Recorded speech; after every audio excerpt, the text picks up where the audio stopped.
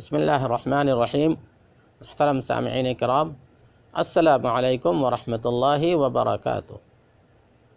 تقدیر پر ایمان لانے سے متعلق باتیں آپ کے سامنے آ رہی ہیں، جن میں سے آج مؤلفین فرماتے ہیں کہ بندوں کے افعال، فرماتے ہیں اللہ تعالیٰ اس کائنات میں جو افعال پیدا فرماتے ہیں ان کی دو قسمیں ہیں۔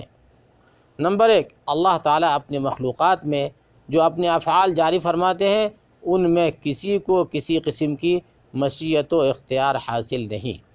بلکہ صرف مشیت و چاہت اللہ تعالیٰ کے لیے ہے، جیسا کہ زندہ کرنا، مارنا، بیمار کرنا اور صحت عطا کرنا۔ اللہ تعالیٰ کا ارشاد گرامی ہے، وَأَعُوذُ بِاللَّهِ مِنَ الشَّيْطَانِ الرَّجِيمِ بسم اللہ الرحمن الرحیم وَاللَّهُ خَلَقَكُمْ وَمَا تَعْمَلُونَ وَاللَّهُ خَلَقَكُمْ وَمَا تَعْمَلُونَ، اللہ ہی نے تمہیں اور تمہارے عملوں کو پیدا فرمایا ہے۔ دوسری جگہ اللہ پاک کا ارشاد گرامی ہے، اعوذ باللہ من الشیطان الرجیم بسم اللہ الرحمن الرحیم الذی خلق الموت والحیاة لیبلوکم ایکم احسن عملا۔ اللہ تعالیٰ ہی وہ ذات ہے جس نے موت اور زندگی کو پیدا کیا تاکہ وہ تمہیں آزمائے کہ تم میں سے کون اچھے عمل کرتا ہے۔ نمبر دو، وہ افعال جنہیں ارادہ رکھنے والی تمام مخلوق سر انجام دیتی ہے، یعنی وہ کام جنہیں ارادہ رکھنے والی تمام مخلوق جو ہے کرتی ہے، وہ کام ان کے کرنے والوں کے اختیار اور ارادے سے ہی وقوع پذیر ہوتے ہیں، کیونکہ اللہ تعالیٰ نے یہ امور انہی کے سپرد کر رکھے ہیں، جیسا کہ اللہ تعالیٰ کا ارشاد ہے، اعوذ باللہ من الشیطان الرجیم بسم اللہ الرحمن الرحیم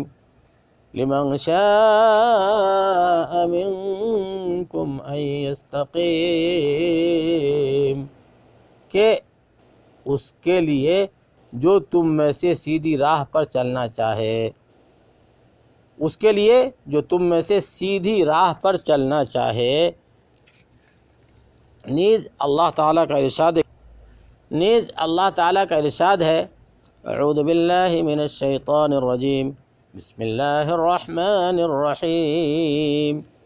فمن شاء فلیؤمن ومن شاء فلیکفر، پس جو چاہے ایمان لائے اور جو چاہے کفر کرے۔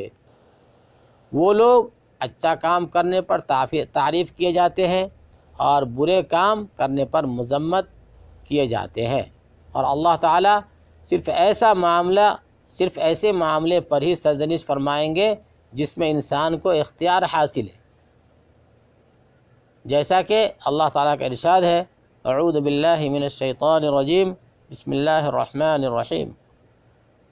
وما انا بظلام للعبید، اور نہ میں اپنے بندوں پر ذرا بھی ظلم کرنے والا ہوں، اور میں اپنے بندوں پہ ذرا بھی ظلم کرنے والا نہیں ہوں۔ تو انسان اپنے قدرت اختیار سے جو کرے گا اسی کا اللہ کے یہاں حساب دینا ہوگا۔ فرماتے ہیں، اور پھر انسان اختیاری حالت اور اضطراری حالت کے درمیان فرق کو پہچانتا ہے۔ پھر انسان اختیاری حالت